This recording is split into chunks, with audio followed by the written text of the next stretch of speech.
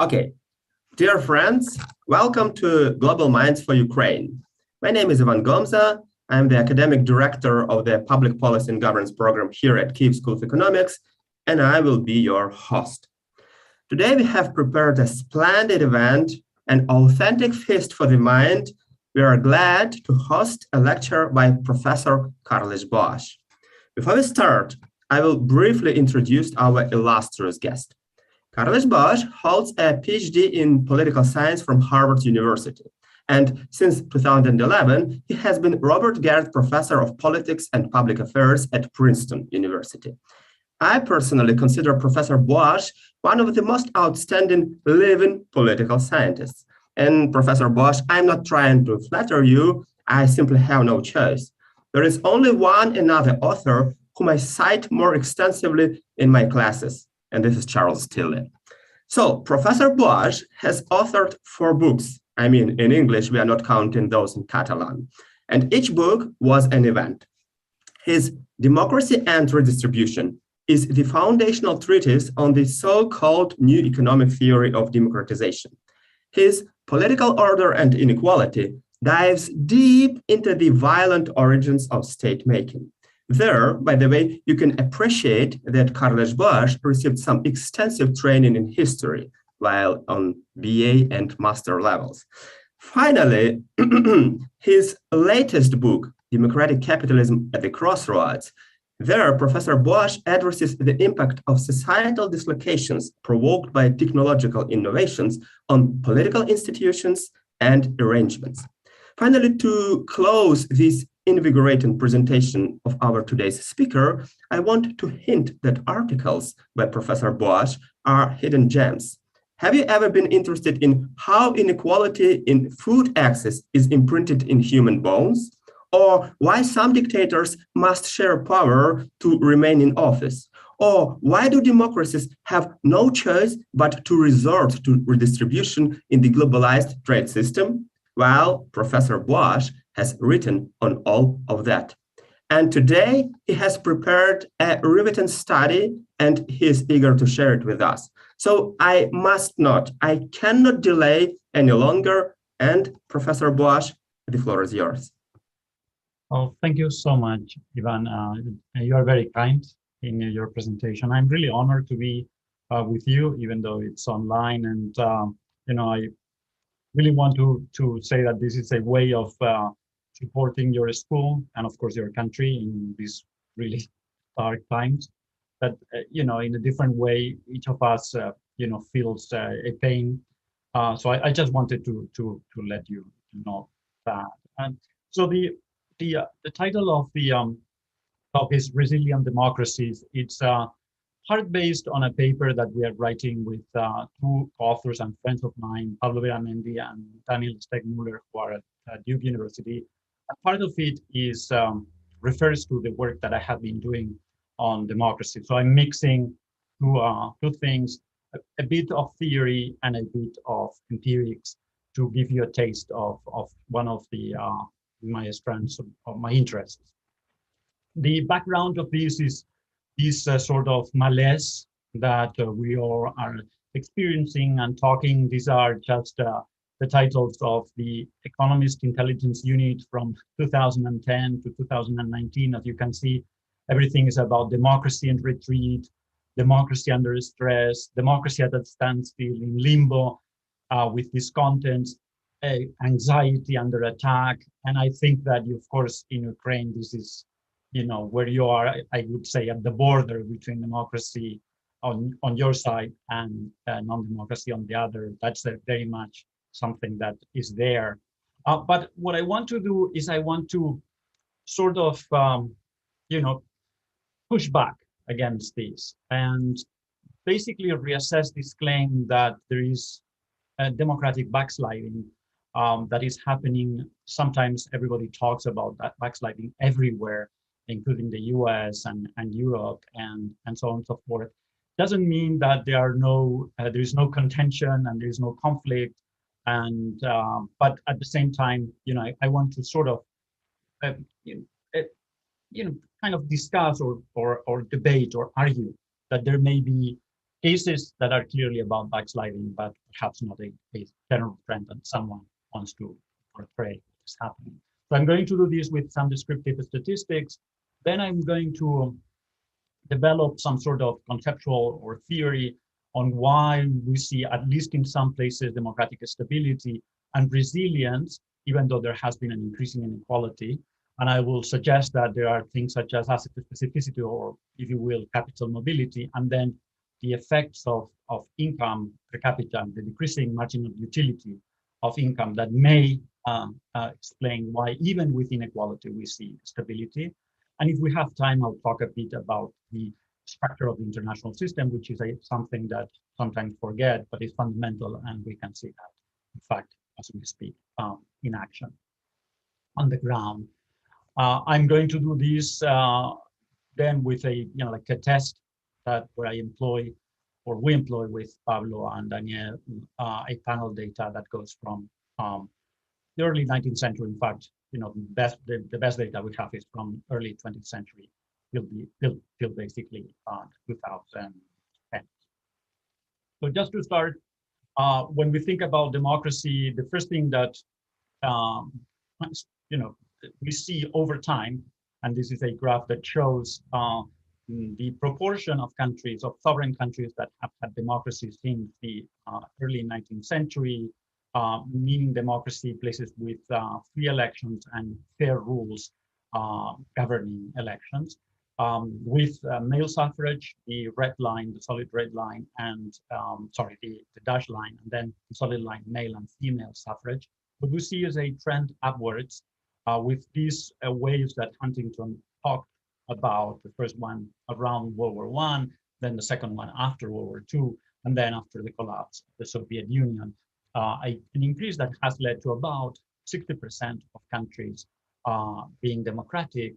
And that's where we are here, where the green line is. We are in a moment that, at least when we think about the historical evolution of democratization, seems to talk about or point to a stability. If we look at these, what we find is that this is, so as I said before, there has been growing inequality in developed countries. At the low, in the low income strata, there have been stagnant incomes in real terms for the last decades, especially in the US, but we haven't seen democratic breakdown. So this is a graph about the number of breakdowns, the average over a period of 7 years, from the beginning of the period I'm talking about, 1800 till 2015. If anything, there was a moment where in the 60s and 70s, where the arrow is pointing, there were many breakdowns per year. Then it sort of declined. And there are still cases of democratic breakdowns, so movements from democracy to authoritarianism in some countries, but it's a sort of low compared to what we experienced in the 50s, 60s. So there may be backsliding, but at least the fundamental movement from democracy to authoritarianism doesn't seem to register here. At the same time, the other thing that I'm not going to talk about directly, but that perhaps we want to in the Q&A, is that we have seen rising incomes in some less developed countries, but there has been no acceleration in democratic transition, which is kind of an intriguing thing, since we have a robust literature that relates democracy or democratization to growth. Here I show the number of transitions from authoritarian regimes to democracies. There was a peak that corresponded to the fall of the Berlin Wall and the collapse of the Soviet Union that had, ramifications not just for Europe, but everywhere in the world. But it is true that at as we speak, the number of transitions has basically gone down to 1 per year, more or less, perhaps even 0 in some cases. This is an average, again, over 7 years. So it really looks like there are these two worlds. One is very stable, or most of it. At the margins may have been, there are movements, and then there is another world where, authoritarianism seems to be very stable. Of course, when we think about democracy, you may say, well, you are just measuring elections and rules. And what about the real behavior, right? So there are now these dictatorships or these authoritarian leaders that may look, they hold elections but they keep winning and they use all kinds of tricks to remain in power. So let me show a graph, data taken from a very interesting paper by Andrew Little and Meng that I had the fortune of seeing in APSA meetings that we had in Montreal a couple of weeks ago. They look at the percentage of incumbents that have lost the re-election over time from 1980 till now. And what we see is that there was a moment in the late 1980s where none of them lost elections. Then it went up to an average of 1 out of 5 would lose the re-election. There was another dip, but now we are at basically 15, 17%, which is kind of the it's not very high, but it's a normal thing. So we do not see this fundamental change in the capacity of incumbents to sustain themselves in power. They also have another interesting measure, which is what is the percentage of incumbents that have been removing term limits. So there are constitutions that ban or make impossible or establish that you cannot run for re-election again. And some incumbents have sort of worked around these and changed the constitution to allow them to run for election again. That doesn't seem to be a trend. Of course, there is the Putin case where he didn't remove anything, asked his second to be the president, and then he came, right? So, there's a limit always to data, but I just wanted you wanted to share with you this.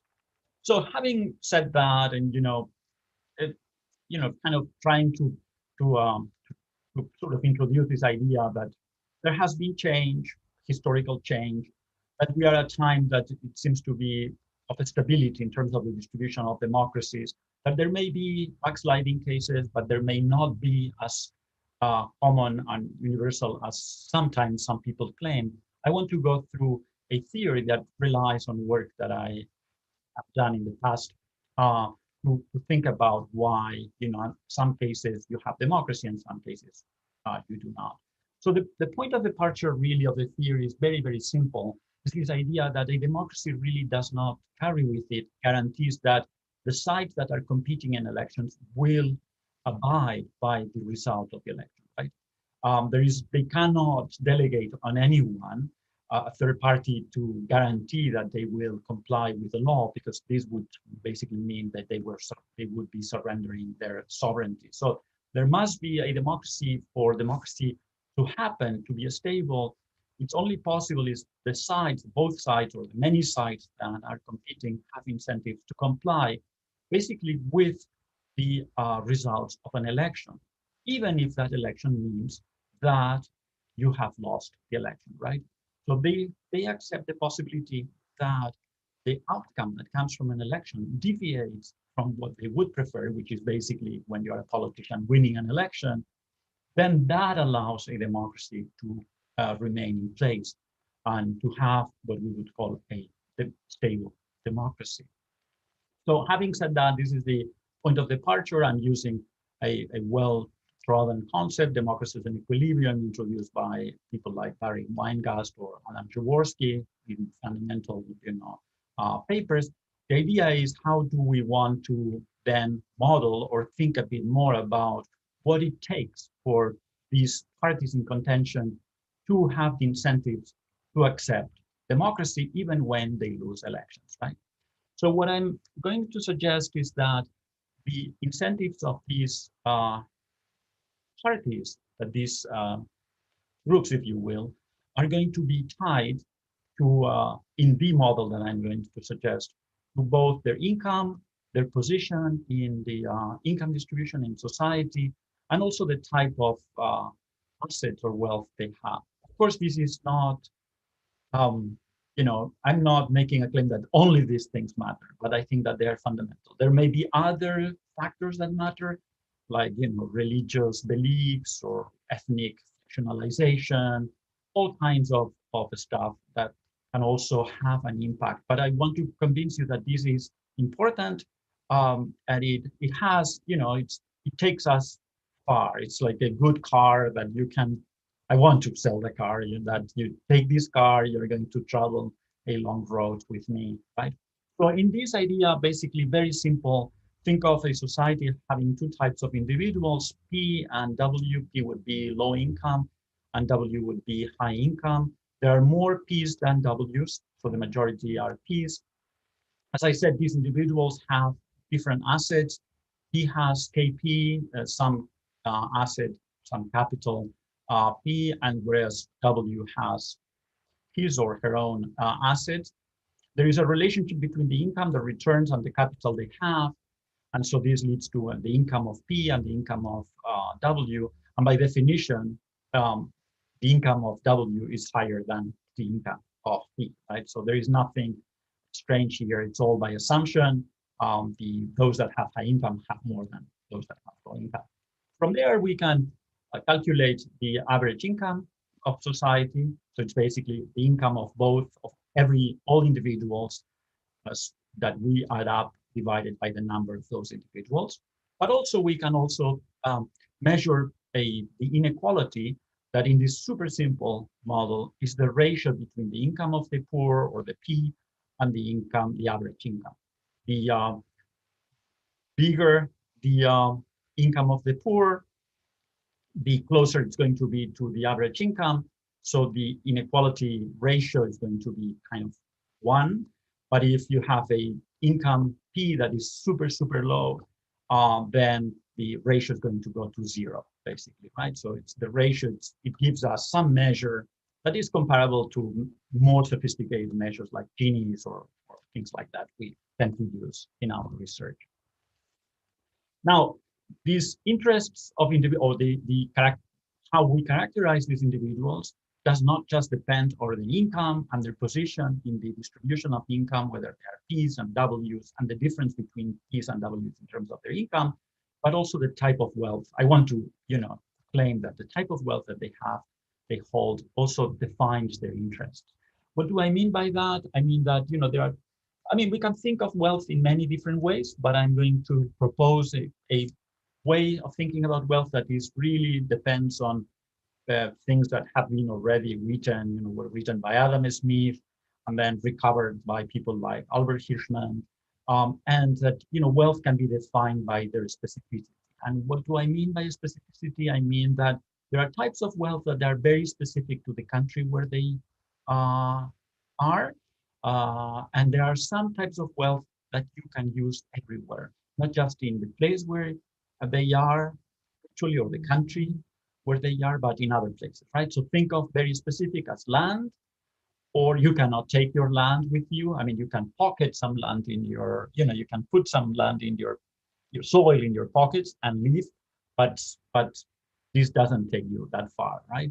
For oil, for example, the impossible to move all the oil. It's very tied to the space where it is. It is exploited, was found and exploited and extracted.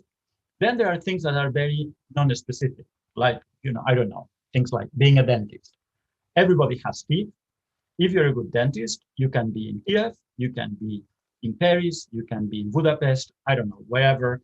And probably you're going to make the same amount or perhaps even more money than in the place of origin, right? And we can think of, formally, we want to call this specificity sigma that goes from 0 to 1. And we can say, the income, this gives the difference between the income abroad and the income at home, right? So here, the income abroad would be 1 minus sigma times the income at home. If sigma is 1, so the wealth is very specific, this basically means that if I live abroad, I become a super poor person. Nothing. But if sigma is 0 means that I'm very mobile, I can go wherever I want, then what I get at abroad is the same I would get at home. Right? So given that we have now the structure of incentives of these individuals that live together, they have to decide somehow how to organize themselves. They can decide to live under a democracy where everybody votes, or to have a dictatorship. So in this work that I have done, think of PWs as being in power. They have to choose between democracy and authoritarianism. Democracy means they have to share power with the Ps. Authoritarianism means they are the ones that, you know, the oligarchs or the whatever are the ones that govern. And if they decide not to go to democracy, the Ps either respond by accepting or rebelling and leading to some kind of war, revolution with an uncertain result. As I said, if democracy is introduced, P wins, and they implement the policy of P in this model, right? So here, everything really is basically about the calculation of W, about what is the income that they retain if they are under a democracy compared to the one that would earn under authoritarianism. So it's about, under democracy, they know that the Ps will impose a tax and will extract some money from them. In a dictatorship, there is no tax in this theory I'm suggesting, but they have a cost. You know, to maintain a dictatorship implies paying the cost of excluding P from voting. So they have to compare that. Right? I'm going to go fast over these. I just want to give the sort of insight and a bit of formalization. As I said, in a democracy, P votes over taxes, and these taxes then lead to amount of money that is transferred to everyone. We can use models like the Meltzer and Richard model and also and others that tell us that basically the individual P is going to choose T or the tax, the tax rate, to maximize her income at the end of the process, where you tax everyone, collect the revenue, and then distribute the revenue equally among everyone. And it can be shown that this tax is going to be, in this model, 1 minus the inequality ratio that I introduced before. What does this mean, basically? It means that tax is going to increase with inequality, right? The more unequal a society is, the more the majority is, in this model, will vote for a higher tax.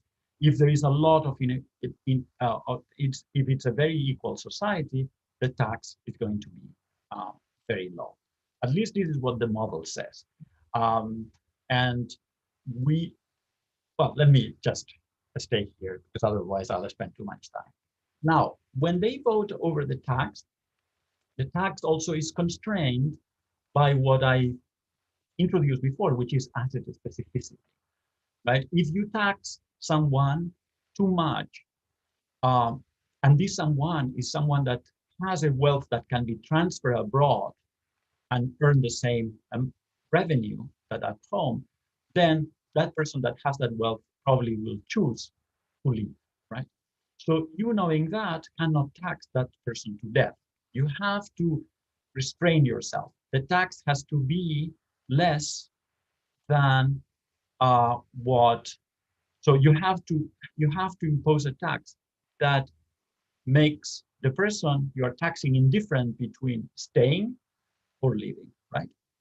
Again, the more non-specific, the more mobile the asset is, the more constrained your capacity to impose a tax on the person that has that money or that wealth or that, those assets.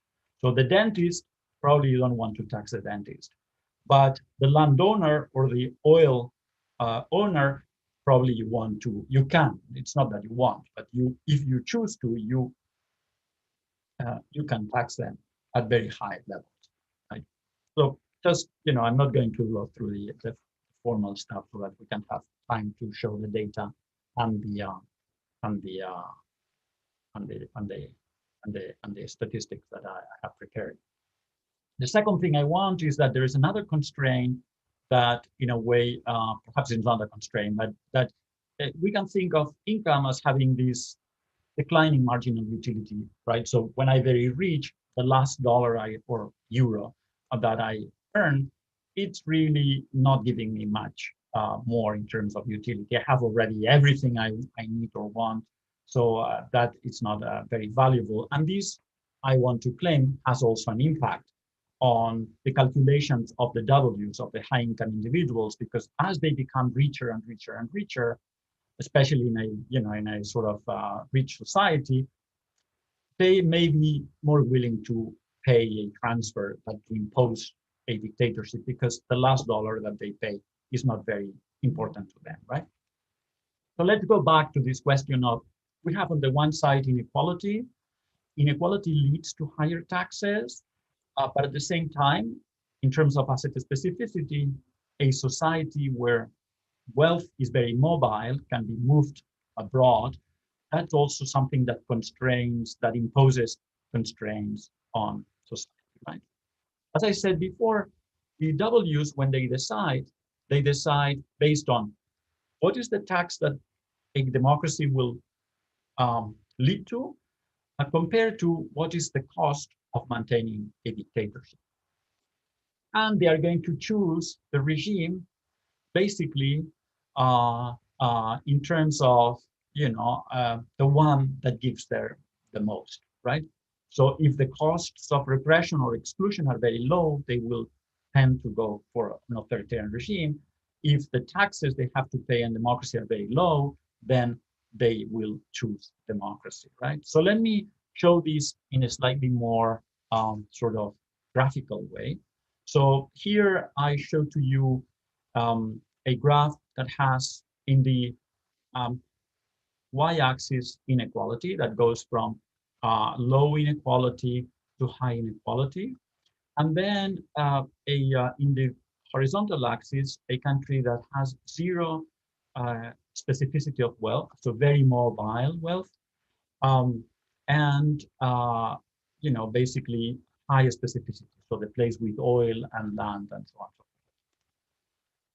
If we think about taxes, given what I explained, places that are sort of equal, no matter how specific or non-specific the wealth is, taxes are going to be on average low, because there is equality, and therefore the incentive of the piece to impose taxes, to establish transfers, given that, and I didn't insist on that perhaps, or explain that, given that imposing taxes has some distortionary effect on growth, so they don't want to tax completely because they lose income doing that, they are going to go for low taxes. But notice also that if a country has a very non-specific wealth, very mobile wealth, so it's a country that only has dentists among the W, so it's dentistry land, right? Then even for high levels of inequality, the taxes are going to be low. Because even though I would like to tax my dentist, who makes a lot of money, I cannot, because if I do, I get no dentists, and all my, I cannot fix any of my cavities, and I'm always in pain, right? Because they have all left to a different country. So these are places where you have low taxes here, either because the specificity of wealth is low, or because inequality is low. When you have high levels of inequality with a very specific wealth, so you have land or oil in the hands of very few, then if democracy comes, the taxes are going to be higher. Now, as I said, the wealthy in this model have to choose, and they choose depending on this outcome, but also on the costs of maintaining an authoritarian regime, right? So what is going to happen? Well, basically, they are going to choose, they will move to democracy, and the peace will be happy with that, when inequality is either, when inequality is low, so this area here, or even when inequality is high, the specificity of wealth is low, right? And they would do that at some point, even if the costs of exclusion are very low. Even, we can think of the costs of excluding people as being low or high. In some cases, the technologies of exclusion are very cheap. And at some times, the technologies of excluding people may be very expensive. But even when the costs of excluding people are very low, there are situations where country is so equal or has such a mobility of assets that democracy will take place. So if we know in this model where the country is in terms of inequality and in terms of specificity of wealth, we should be able to predict whether they will have democracy or not. And my bet is that democracies will be here in this area. This is different from places where taxes are high.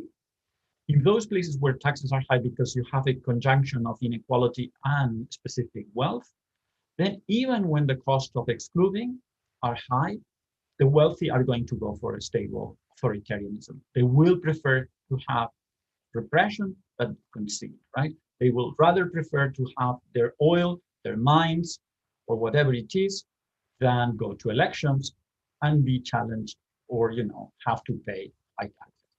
There is a space in between where whether you are going to have democracy or authoritarianism is going to depend on the cost of exclusion. So if the costs of exclusion are very high, then I may prefer to move to democracy. If for some reason excluding people is super cheap, I would rather be in an authoritarian and establish an authoritarian system. I want to connect this to the international system. So there are international systems that where some hegemons or superpowers supported the W's or whoever was in power, and in doing that they reduce the cost of exclusion. So in those circumstances, at the international level, we should see more authoritarian regimes. There were other moments where liberal hegemons were basically unchallenged in the international system. Think about just the end of World War I or just the end of the collapse of the Soviet Union. That led to an opening of space that was basically because Washington or whoever was not worried about communism or challenges, invested on democratic governance, and this kind of reduced the capacity of those that would have liked to establish an authoritarian system to maintain that authoritarian system. Okay? So how does the data look like, right? So this is the world from 1850 till 2000. Here, what I'm doing, the measures to measure inequality and to measure asset specificity is always very difficult. But here, what I'm going to show, or I'm showing, is country years. So each dot that you see here is a country and a year, and they are in the graph, in the plot, located as a function of two things. One is the percentage of family farms in that country. That's a measure from a Finnish political scientist, Van Hanen, with countries that had basically all the land in the hands of families, basically being equal places. And those places where family farms, Van Hanen defines them as basically plots of land in the hands of one family and perhaps helpers, but basically small plots of land. That would be unequal. And then in the axis, in the horizontal axis, the average of industrialization and urbanization as a proxy, very imperfect one, if you will, of asset specificity. And take any dot, right? So a dot here basically means that this country had a very fragmented distribution of land property, and it was very, very industrialized. A country here is a country where land was in the hands of very few people and very hardly urbanized, super agrarian, super unequal. the basically this is the trajectories of Great Britain is something like this arrow that I'm moving. So it moved over this period, 1850 to 2000, from being agrarian and kind of very, with big landowners to something industrialized and some reduction in land inequality. Norway is the opposite here, if I remember correctly, a place that was very agrarian, but very equal in the distribution of land, and then progressively over time moved to being more urbanized and industrialized. If what I said is true, you impose my previous graph with inequality and asset specificity, we should see here there should be all the authoritarian regimes, and whereas in this area here, these country years should be democracies. When we do this, that's basically what we find. When we code each country, whether it was democracy or authoritarian, the red triangles are country years that we code as authoritarian. They didn't have free elections, or if they didn't have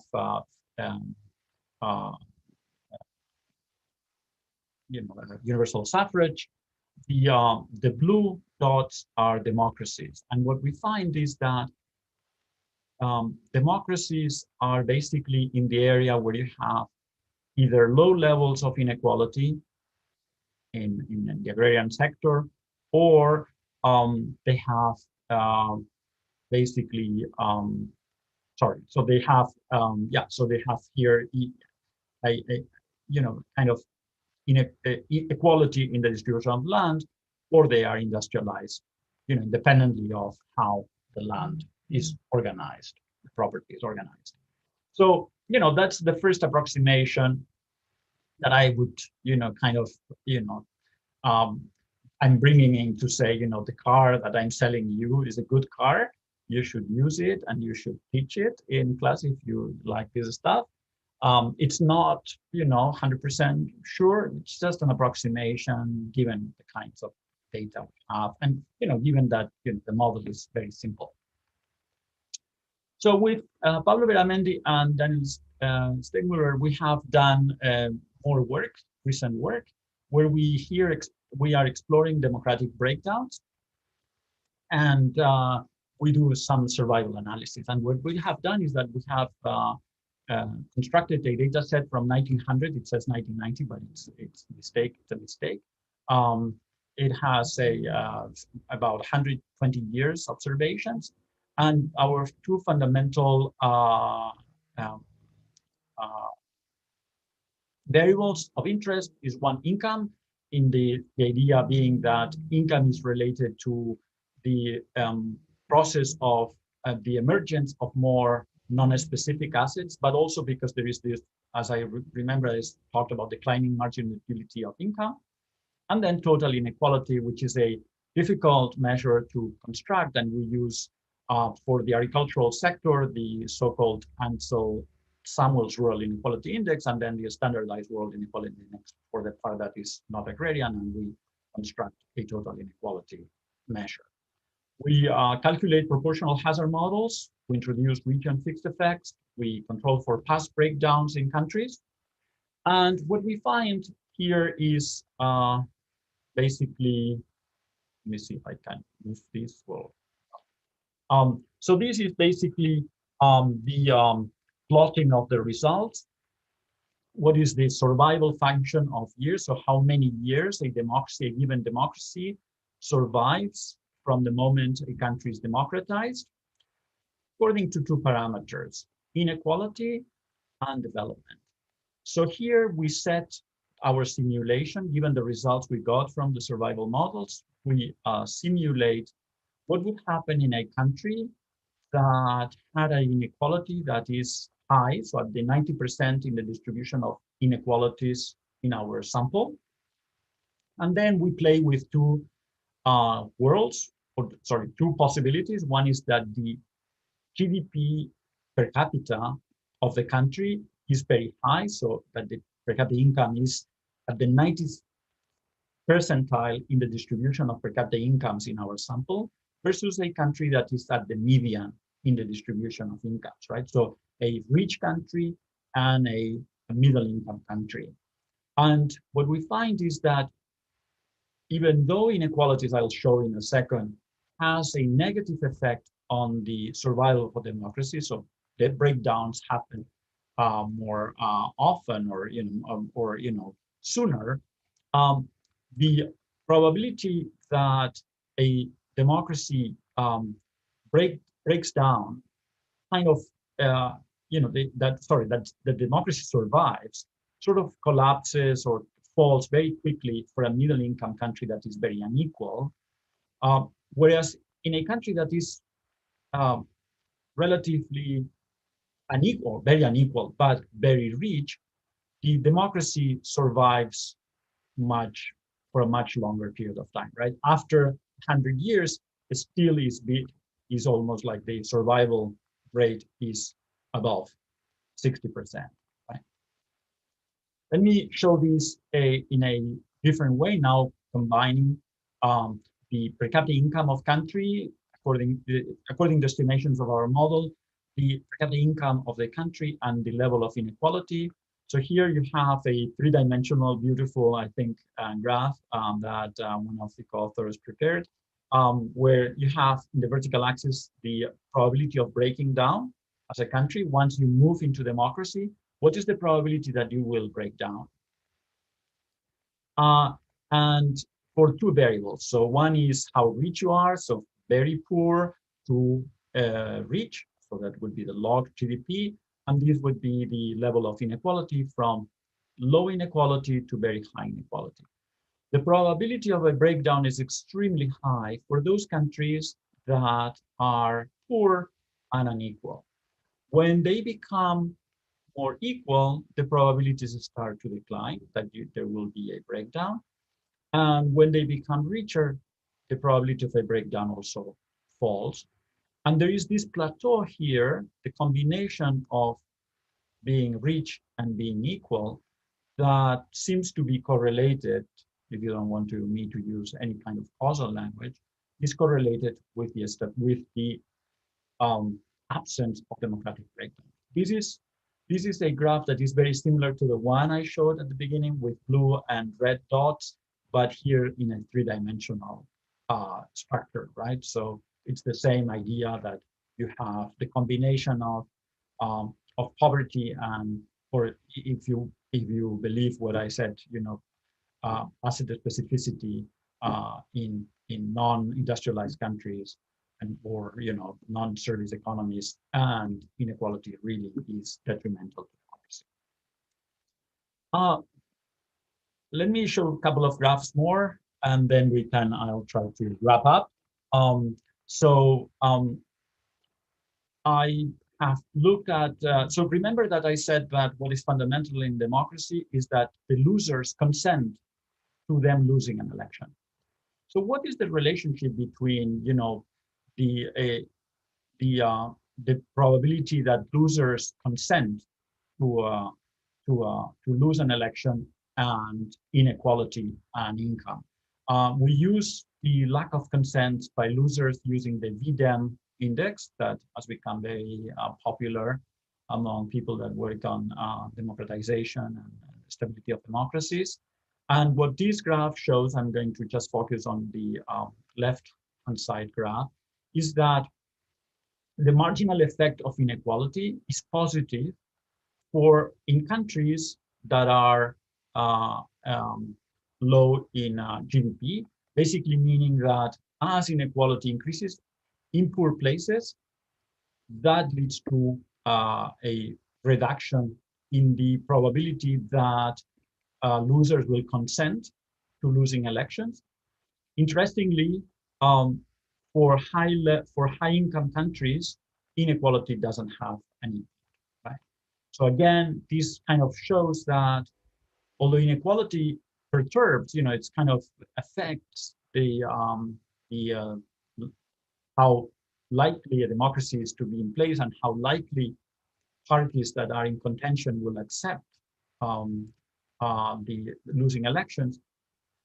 income moderates that effect, right? So rich countries can perhaps be unequal and still maintain democracy, even if that's a sort of, even if it's a conflictual democracy in some way.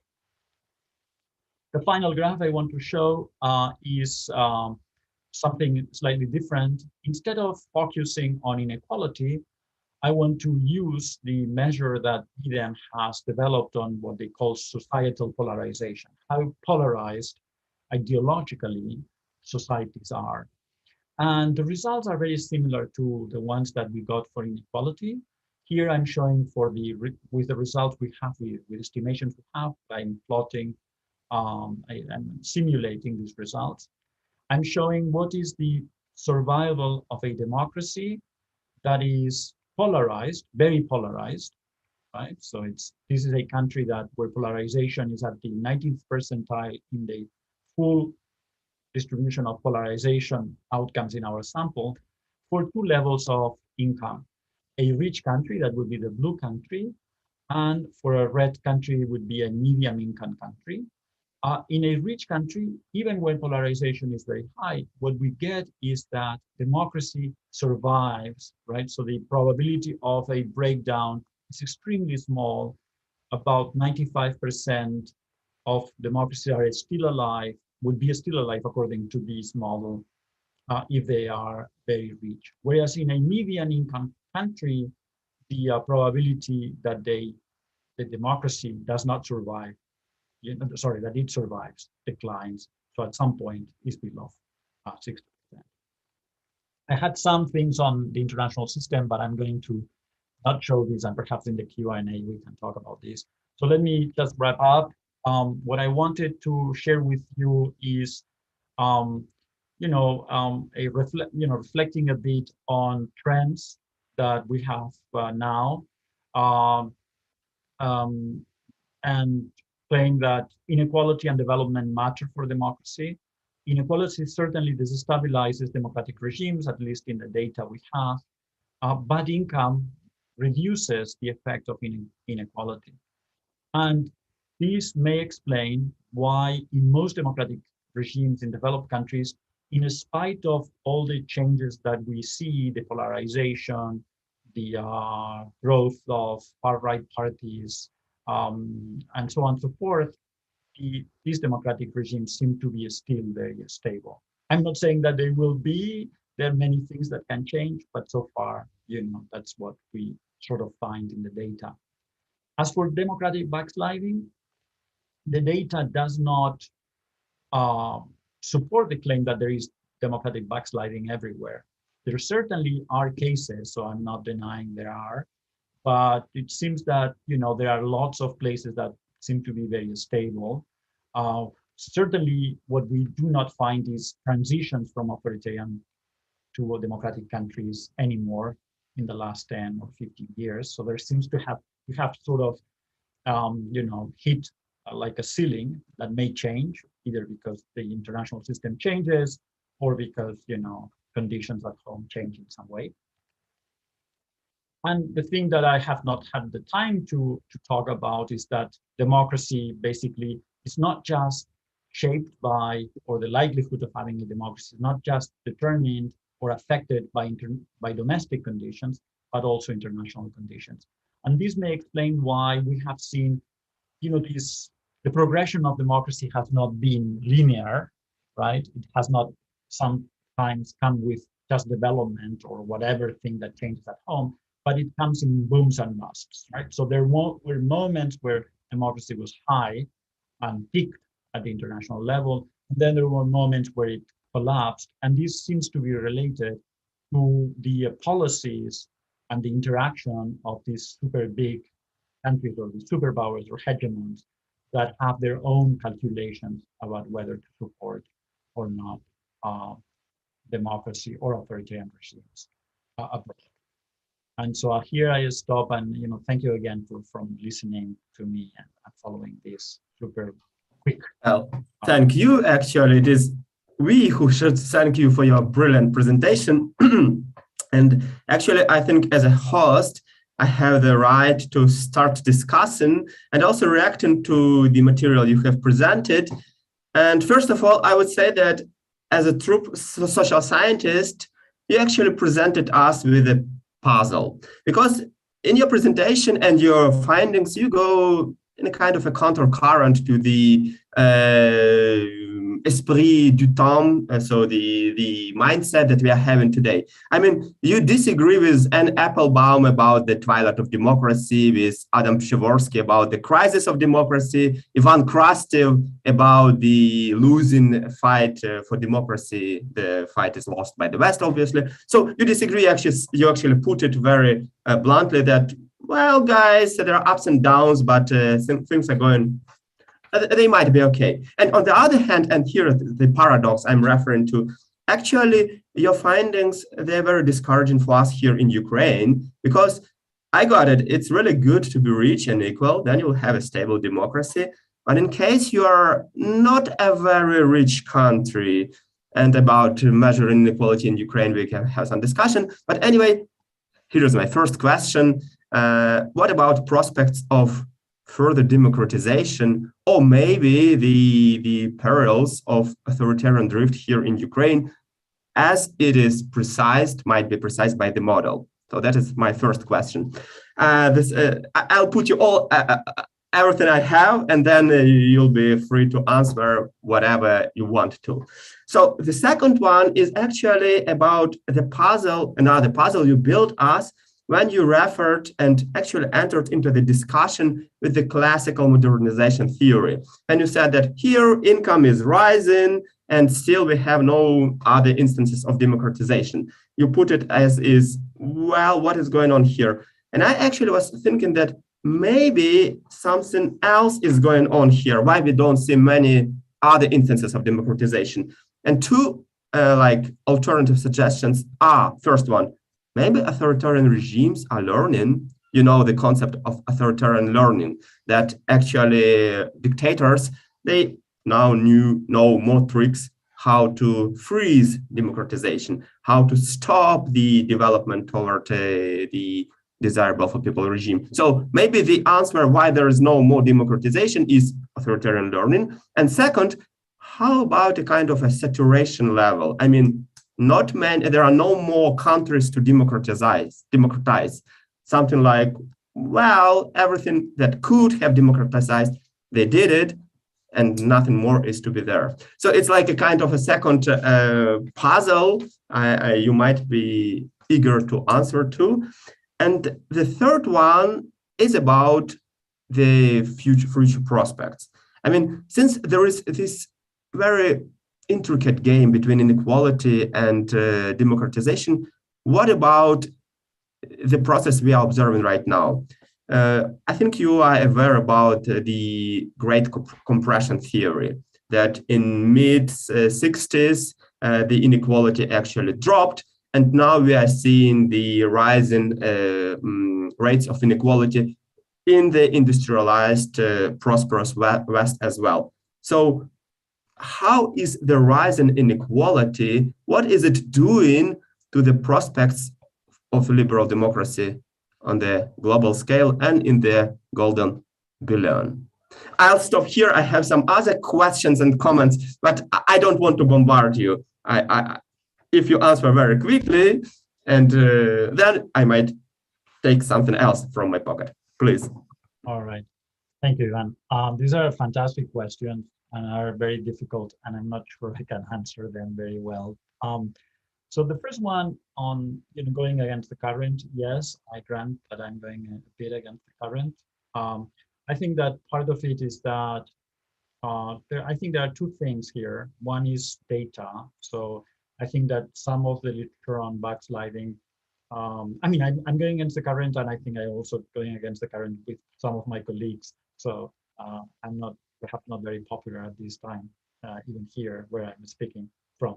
But having said that, I think that my first thing is that I'm a bit skeptical because I want to see more data.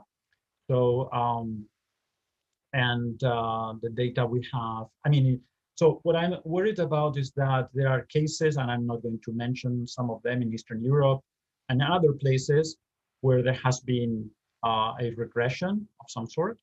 But then this is extrapolated to everyone, right? And so I want to caution about this, um, uh, because one thing is conflict and tension, and the other thing is actual regression. And in some places, I think that there is a confusion between the tension and the polarization that is happening, and I cannot deny that, with the fact that then you have institutional regression. I think that, with Adam Jaworski, whom I know, and in fact I met a couple of weeks ago, we agreed on two things. One is that there are few cases that it is the case that there is backsliding. Also, that we need more data. And so that's why I brought also the little Meng paper, because I think it's one of the first that I see. Dan Priceman also at UCLA has done this, and I think it's really interesting. Um, the other thing I'm kind of worried about the backsliding literature is this argument that somehow politicians today have become very savvy, and or something, they have uh, broken the consensus, the democratic consensus that existed in the past. My way of thinking about politicians is slightly different. I think that politicians all try to maximize power, but somehow um, they there are conditions, institutional or societal, that in a way constrain them from doing what they would like to, which is, governing forever. And that's their dream, right? And so the question then is, what is that, if indeed this has happened, has led to a decline in, the possibility of backsliding? I think that the backsliding literature at this point says something like this, something along the following lines, is that there has been increasing polarization in the public, to the point that the public itself may be willing to accept some regression in democracy in exchange for getting what they want. And because they want what they want it so intensely, and it is so different from what the other side wants, then they may forgive democratic transgressions by the politicians they themselves have elected. Um, uh, it's a possibility, um, um, but the best paper I have seen on this, which is looking at the extent to which people sacrifice democracy for the sake of getting their own people elected. It's a paper by Milan Zvolik at Yale. And I think that, it's a very interesting finding, but my reading is that the things that people are interested in sacrificing are pretty marginal in the big scheme of things. Anyway, so we can, I'll be brief on this. The second one is, related to this, what about Ukraine? This is an extremely complicated question that I do not feel, capable of answering. I think it is about, what are the mechanisms through which, if you are in a situation that is not good, let's say, in terms of development and wealth distribution and so on, what are the mechanisms through which you can get out of that? Mm-hmm. That, I think, is the $1 billion question, that we are very we have become a bit better at understanding equilibria, social equilibrium, like political equilibrium, good or bad, but the paths that go from one to the other are difficult to understand. And I'll stop there because otherwise we'll go into a very long rambling about this. The second one is about what happens. Why is that there are no more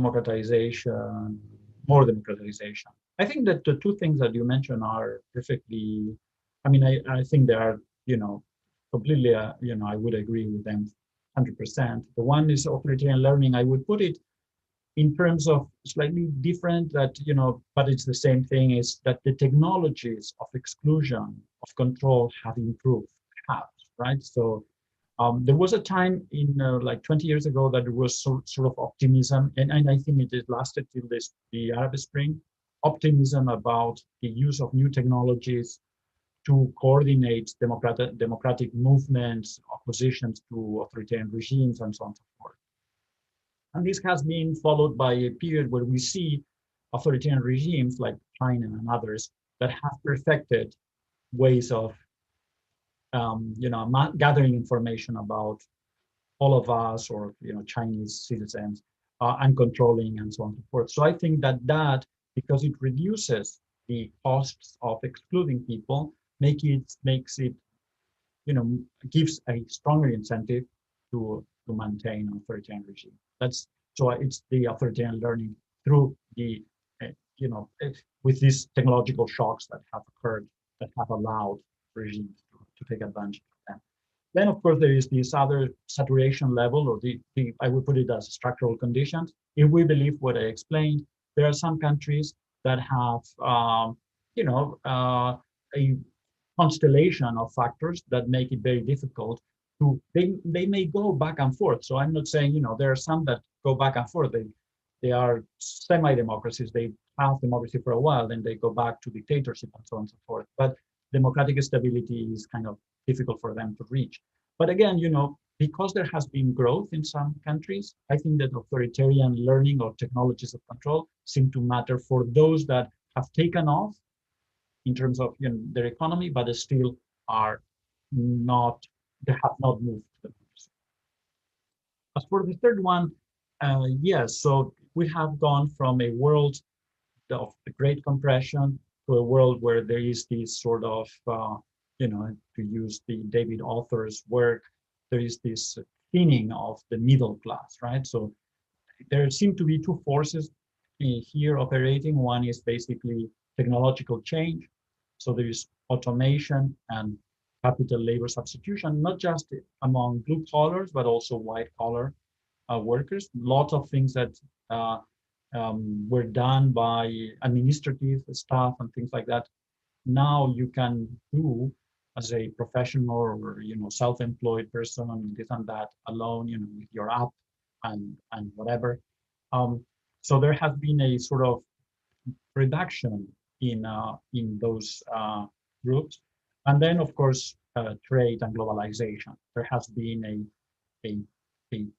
a lot of firms have moved parts of their production summer or chain to other places, and that has had an impact on certain types of groups. That leads to, I think that's precisely what is behind or not precisely, but that's one of the fundamental, not that one, and there are other things, but an important factor that seems to be behind the sort of anxiety and instability and malaise that we see, right? That some feel that they have lost their groundings, but of course, then the question is, to what extent does this lead to democratic failure? And well, I think that my answer is sort of two components. One is, first of all, I feel optimistic in the sense that we are, at least in relatively developed countries, including middle-income countries, the levels of income are extremely high. This is, it's not 19th century, world, with state institutions such as education and other things that are, doing their work. They are, functioning. They are generating people with the skills, and so they should be able to, all these things, and also because of this high income, with mechanisms to compensate losers, right? So all these things can be marshaled to sustain democracy and to sustain, certain consensus. Having said that, everything is going to depend on this race between machine and man or person, right? So if the technological transformation is such that it's so fast that people cannot catch up, then this may accelerate this kind of disruption that we are saying, and then we may be in trouble. Um, but if the level of technological change is slow, or slower than the possibility of adjustment, then we should be fine. It would be another difficult transition, like the one from the agricultural world to industrial world, but it can be managed, right? Let me just finish by saying that to this question, that we focus a lot on very developed countries because that's where the literature has been doing most of the research, and probably because, well, these are the places where technology has changed things more dramatically first. But I'm more interested, or concerned about countries that are middle income and low developed, or developing countries, right? Or low income countries, because there, what may happen is that um, a lot of firms moved parts of their production to those places to use labor that was cheap. But if you finally automatize everything, there is no incentive for those firms to be there. They can equally move, relocate their production back closer to consumer market. And so these would basically switch off the valve for they kind of close the tap to development for some peripheries in the world. And so that's something that someone should start a conversation on. Well, thank you very much for your answers. Kind of wrapping everything for us, and for thanking you for your presentation, I would point to a very interesting, and I would say even a crucial element of your presentation. You told us that tax is bound to increase with inequality, and you were referring to the taxation on the rich. But there is like another trap, because throughout history, we see that actually tax with inequality is bound to increase on the people. Because we know that historically it was the people who was taxed, who was the producer, and the elites, they actually paid nothing. And that drastic situation changed it only with the Industrial Revolution, when actually people gained some means and ways to have a voice and influence in politics. So technology might be a destructor, as Carles Boix has just told us, but also it brings with the destruction some solutions to perennial problems, as the taxation on the poor. And here is our silver lining, I hope. So I think it was a very interesting presentation. Professor Boix, thank you for your time. It was really inspiring to have you here with us. And I'm looking forward to seeing other papers of yours in print. Okay, thank you so much. It was a pleasure sharing some time with you. Thank you very much. Take care. Have a good Bye. one.